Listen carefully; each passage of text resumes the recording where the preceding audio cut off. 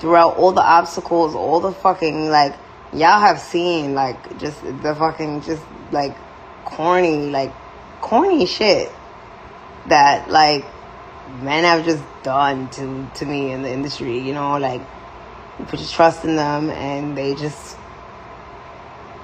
they can't help it, you know, they're just dusty. They're dusty.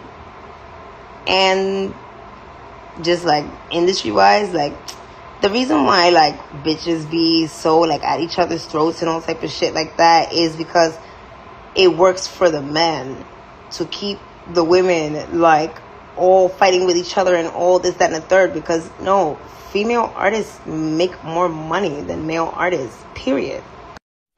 Yes, and that's why this fucking music industry, like, run by men, like, they want that so that they can just, like, bamboozle you with anger towards, like another woman, so that they can control the money. You know what I'm saying? So that they can control the money. Because pussy sells. Like, women are the most, like, fucking magical creatures on the fucking planet. Like, niggas can't take. They can't take it. So they've, like, created this society. And, you know, just in regards to the music industry, where, like, bitches be at each other's throat and all type of shit like that. Distracted and not paying attention to the fucking money, sis. And if you would see where they fit within, you know, the bounds of feminism, it doesn't resonate with me on a spiritual level, you know, because I just feel like maybe I'm not that concerned with men. I feel like the feminist conversation always comes back to men.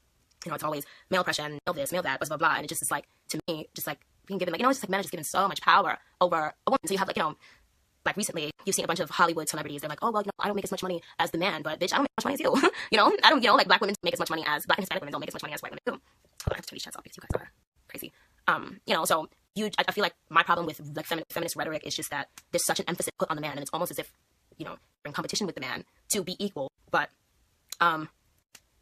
what happens, what happens to family structure? What happens to all sorts of things like that? And it's not to say that, the woman should stay home and be and just have a bunch of kids and all sorts of stuff like that. But there has to be, certain things that are just reserved for certain times and places. And I think that with feminism and black women, I think that we get into falling for, you know, the feminism is about gender equality rhetoric or whatever, when black women aren't even equal to white women. You know? And I think that there's something that should really be said about that, about the feminists who claim to stand up for all women, and, you know, they're trying to get their dollars close to, you know, they make 77 cents for every white man's dollar, and the black and the Hispanic girl makes 65 cents or 56 cents, whatever it is, whatever the number is, for every white man's dollar. I think that the attention in the feminist community should just be spent on making sure all women are equal to each other, you know, in all aspects of life, be you dark skin, light skin, white, Asian, whatever. I think that is a more fair definition of feminism, which is, you know, pretty much termed womanism. Like, I would like the feminist conversation to be, or the womanist conversation to be, like, how do you feel? How do you feel? What makes you happy? You know, how do you feel in relation to other women? How do they make you feel? And I think we miss a lot of that in, you know, especially with this new, I guess, national black female conversation we're having, you know, about our bodies and our sexuality and, you know, our feelings and stuff like that. And I would just like the conversation to just be more male-centric and just, you know, not about men's money or how men make you feel or, you know, male oppression or things like that. I don't know. Certain things. And what I really feel is that the music industry is just a boys' club. It's just a big boys' club, you know? You have all these alpha men who don't want other men, who don't want other alpha women in there, you know? So they choose all of these beta bitches, like all these like beta bitches. Yeah, they're pretty, but they can't think and they can't come up with ideas for themselves. So it's like, it's less threatening for them. So I have like all these beta bitches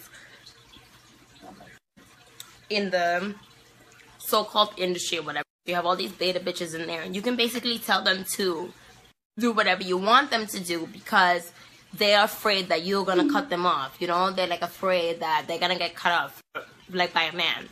When you have like real alpha bitches like me, like MIA, like whoever gets called crazy when they come out with something that they're saying, you know, whoever gets called bitter and jealous, something with bitter and jealous, it's a real like, yeah, we're upset. We are upset, but we're not bitter. We're not jealous. We're upset. You know, we feel sad because all of these beta bitches get to just like skirt around off like giving niggas they pussy and giving niggas they this and giving niggas they promises and giving niggas they trust and all this other bullshit, but then the real girls, the real artists get left out, you know, and they don't get the same platform that say a concubine or a beta bitch will be given. So it's like, what's the happy medium, you know? Where do you find the medium between like appealing to the fragile male ego, you know, that fragile male ego that completely controls the music industry? Where do you find your happy medium between catering to that fragile male ego and still being your true strong bitch self, your true alpha female self? And what you have, it's like, you know, there are true strong females, you know, that threaten the beta bitches, but because there are alpha men in place, the alpha men who run the boys club of the music industry, they're able to poach from us and steal from us and, you know, make themselves seem strong. And it's annoying, really, really annoying, and it's really sickening. And if I were given the chance to curate I showed up in the middle of like a really boozy party.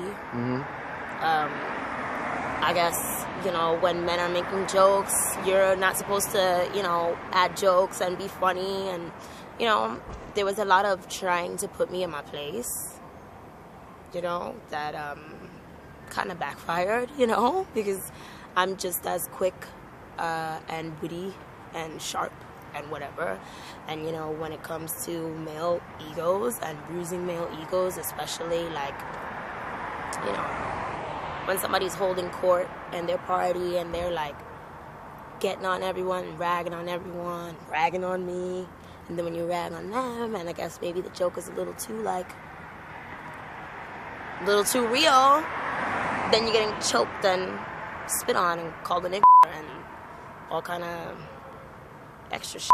Okay, so you're saying that Mr. Crow hurled racial slurs against you, and choked you and spit on you. Yeah, and everyone will be like, oh, well, she uses the N-word. It's like, I rap with the N-word.